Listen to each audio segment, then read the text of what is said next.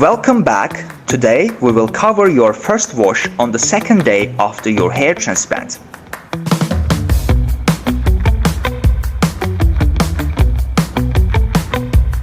We apply foam to the transplanted area and gently pat it in.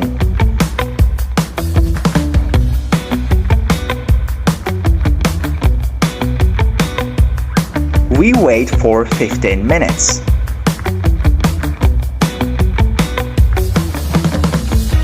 Rinse the foam with warm, non-pressurized water. We lather shampoo in our palms and apply it to both the transplanted area and the donor region.